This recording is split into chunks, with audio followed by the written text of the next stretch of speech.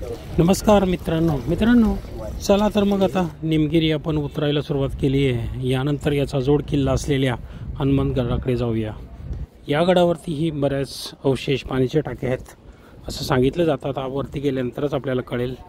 पावसामुळे वाट निसरडी आहे, खूपच काळजीपूर्वक जावं लागतं। मध्ये मध्ये येणारा जोरदार पाऊस वाराही असतो। मित्रांनो बरोबर खिंडीत आले आता। हे बघा निमगिरी उतरलाय, ही खिंड। आता या वाटेने जायचं आहे हनुमानगडाकडे। चला तर मग मित्रांनो, जोड किल्ल्याच्या बाबतीत छत्रपती शिवाजी महाराजांनी केलेल्या सूचनेमधली एक महत्त्वाची सूचना म्हणजे किल्ल्याच्या समोरचा बाजूला किंवा आजूबाजूचा डोंगर जर किल्ल्याच्या उंचीचा असेल तर त्याला तटबंदी बांधून किल्ल्यायोग्य करावा आणि तिथं संरक्षक सैनिक शिबंदी बसवावी, तोफाही बसवाव्यात किंवा तो उद्ध्वस्त करावा। किल्ल्याच्या उंचीपेक्षा खाली असावा, जेणेकरून शत्रू जरी आला तो किल्ल्याच्या दरवाज्यावर किंवा तटबंदीवर मारा करू शकणार नाही। अशा प्रकारात तुम्हाला महाराजांनी बांधून घेतलेला पावनगडही पाहायला मिळतो। मित्रांनो, पायवाट जरी व्यवस्थित असली तरी पावसाळ्याचे दिवस असल्यामुळं काळजीपूर्वक पाय टाकून चालावं लागतं, कारण पहिला जर ग्रीप नसेल तर पुढचं पाऊल टाकणं थोडंसं रिस्की होतं। त्यामुळं काळजीपूर्वक यावं। जिथं शेवाळलेली जागा नाही वगैरे अशी जागा बघून वरती हे यावं लागतं। आलंय तटबंदीच्या अगदी जवळ। हे बघा इथं या बाजूला तटबंदी दिसते। चला तर बघा दिसणार निमगिरी किल्ला। थोडंसं अंतरवरती चढल्यानंतर जिथं खडक चालू होतं किंवा डोंगराचा मुख्य भाग चालू होतं तिथं काही कोरीव पायऱ्या आजही पाहायला मिळतात। समोर दिसत आहेत बघा, 5 ते 10 असतील कदाचित। पूर्वी अगदी खालीपर्यंत व्यवस्थित अशा पायऱ्या असाव्यात, परंतु आता काहीच तुम्हाला पाहायला मिळतात।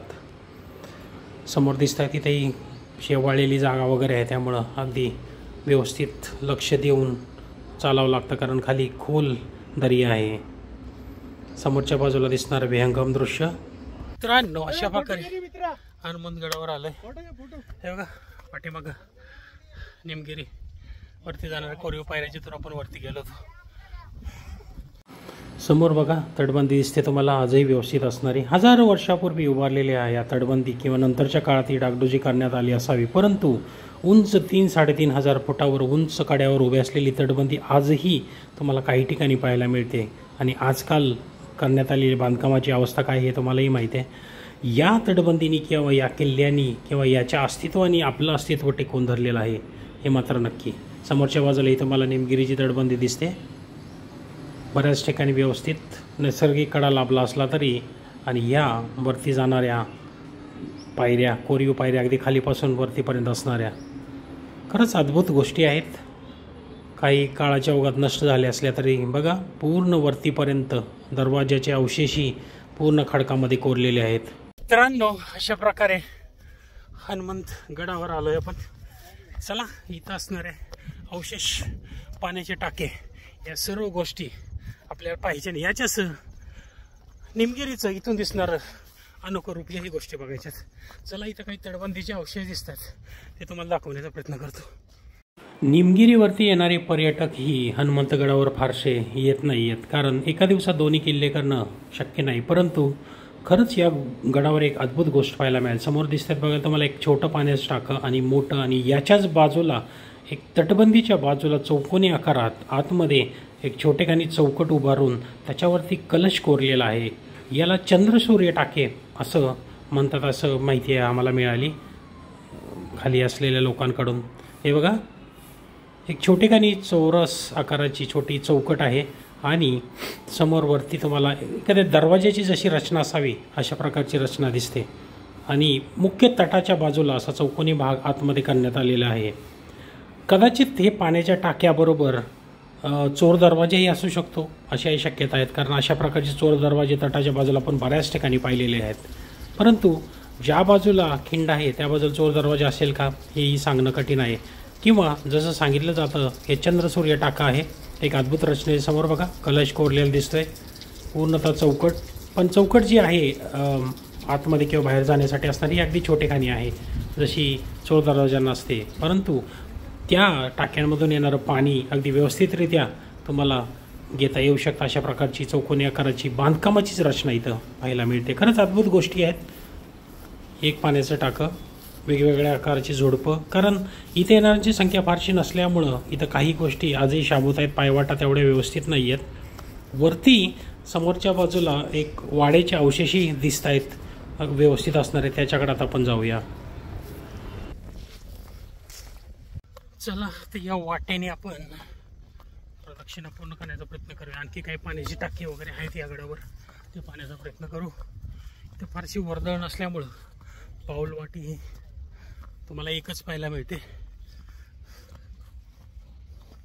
परंतु हाही जसा निमगिरी आहे तसाही हाही भव्य आकाराचा किल्ला आहे.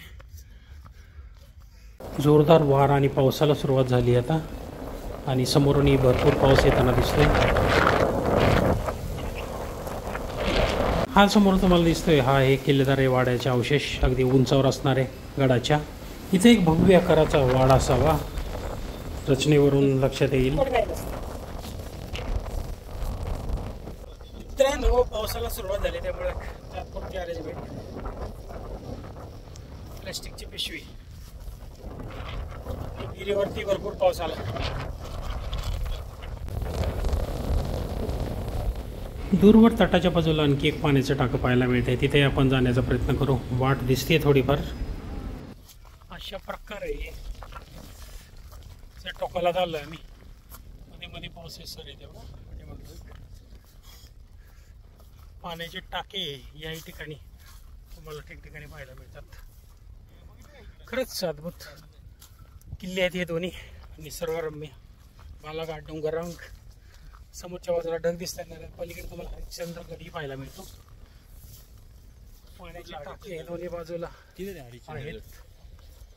किल्ल्यावर आल्यावर सभोवताली नजर टाकावी. इथं असणारे अवशेष आणि सह्याद्रीचं एक अनोखं रूप डोळ्यात साठवून एक आयुष्यभराची आठवण घेऊन जावी हे मात्र नक्की. प्रत्येक पावसाळ्यात एक वेगळंच अनोखं रूप पाहायला मिळतं.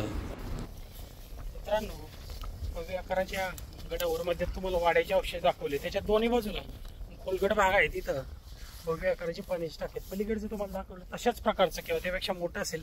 इथं जायची वाट नाही आहे, एवढीशी पायवाट व्यवस्थित तरी पण जाण्याचा प्रयत्न करू.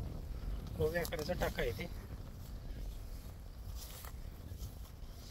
खरं तर या गडावर येणाऱ्या लोकांची संख्या फार कमी असल्यामुळं अवशेष किंवा त्याच्याकडे जाणाऱ्या वाटा टाक्यांकडं पायवाटा नाहीच आहेत. अशी झुडपं तुम्हाला सर्व दिसतील. आणि आता पावसामुळे आणखी गवत वाढलेलं आहे. ते एक अनोखी झुडपं इथं या किल्ल्यावरच बघितली, पलीकडे नाही येत अशा प्रकारातली.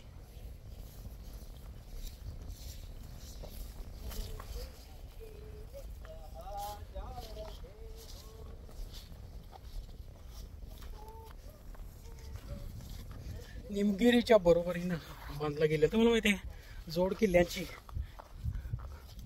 कथा. हे किल्ले का बांधले जातात तर शत्रू समोरच्या टेकडीवर जी किल्ल्याच्या उंचीची असते तिथं जाऊन मारा करू नये म्हणून तोही ताब्यात घेऊन त्याच्यावरही तटबंदी बांधली जाते. आणि त्याच्यावरही सैन्य किंवा दारुगोळा या गोष्टी ठेवल्या जातात जेणेकरून हल्ला जरी झाला तर तो समोरच्या टेकडीवरून होऊ नये. पन्हाळा पावनगड हे त्याचंच एक उदाहरण.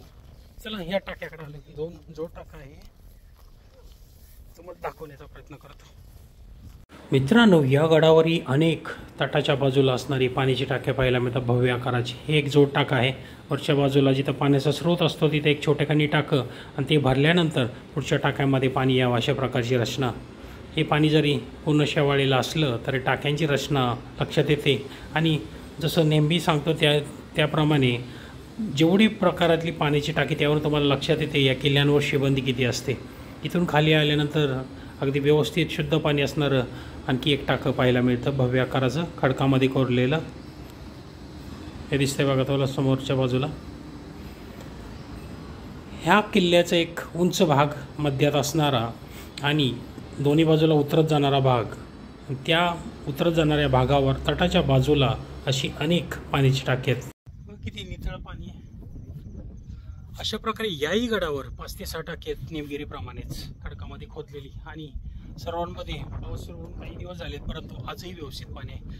हा गड तसा वर्दळीचा नाही आहे, फार लोक येतही नाही तिथं, परंतु अवशेष आणि या किल्ल्याचं सौंदर्य, निसर्ग सौंदर्य म्हणा, भौगोलिक रचना म्हणा, या गोष्टी पाहण्यासाठी निमगिरीला आला तर या किल्ल्यावर जरूर या. पाठीमागे असलेल्या उंच भागातून जिथून आपण वाड्याचे अवशेष पाहिले तिथून दूरवर एक आम्हाला टाकं दिसलेलं होतं, ते शोधण्याचा प्रयत्न करतोय. जाण्याची वाट नाही आहे, सर्वत्र गवत वाढलेलं आहे, छोटेखानी झुडपं आहेत. मोठं गवत नसल्यामुळं यात वाट शोधत जाणं सोपं जरी असलं तरी इथं येणारी वर्दळ कमी असल्यामुळं सर्प वगैरे किंवा इतर प्राण्यांचं अस्तित्व इथं असू शकतं. त्यामुळं खूप काळजी घेऊनच पुढं जावं लागतं. आणि या झाडाच्या, जे सुकलेलं झाड आहे त्याच्या खालच्या बाजूलाच ये आणखी एक मोठ्या आकारातील पाण्याचं टाकं दिसतंय. याच्यामध्ये पाणी अगदी व्यवस्थित पाहायला मिळतं. सुरुवातीचा उंचावरचा वाडा आणि उजव्या बाजूला जिथून आपण तटबंदीच्या याच्यात 2-3 टाके बघितली तशाच प्रकारची थोडंसं पुढं आल्यानंतर डाव्या आणि उजव्या बाजूला तटाच्या बाजूला 4 ते 5 तुम्हाला पाण्याची टाकी याही गडावर पाहायला मिळतात. अशा प्रकारे आता आपण या किल्ल्याची सफर करून खाली उतरतोय. आपल्याला खिंडीत जावं लागणार आहे, त्यानंतर निमगिरीच्या ज्या पायऱ्या आहेत त्या पायऱ्यांवरच खाली उतरावं लागेल. खाली उतरताना एका दुर्मिळ अशा खेकड्याचं दर्शन झालं. अशा प्रकारचे खेकडे फारच दुर्मिळ आहेत. उंच कड्यामध्ये जिथं वर्दळ कमी आहे अशा ठिकाणीच अशी खेकडे शक्यतो दिसतात. मित्रांनो, अशा प्रकारे दोन्ही किल्ले करून आम्ही खिंडीत पोचलोय. हरिहरगड आणि कलावंतीन, खरं तर तो दुर्ग नाही, दुर्गा शब्द चुकीचा आहे, तो फक्त सुळका आहे. खरा किल्ला बाजूच आहे. तर अशाच प्रकारच्या पायऱ्या कोरीवकाम या निमगिरी किल्ल्याला आहे. अगदी खालीपासून तुम्हाला वरपर्यंत कोरीवकाम पाहायला मिळते, दरवाजापर्यंत. दरवाजाच्या अवशेषी तुम्हाला दिसते ते कोरीवकाम आहे. पारेकरांच्या देवडेही आहेत. तर या किल्ल्याला नक्की भेट द्या, निमगिरी आणि हनुमानगड या दोन्ही किल्ल्यांना. चला तर मग परत भेटू अशा सह्याद्रीच्या वाटेवर. तोपर्यंत धन्यवाद, नमस्कार.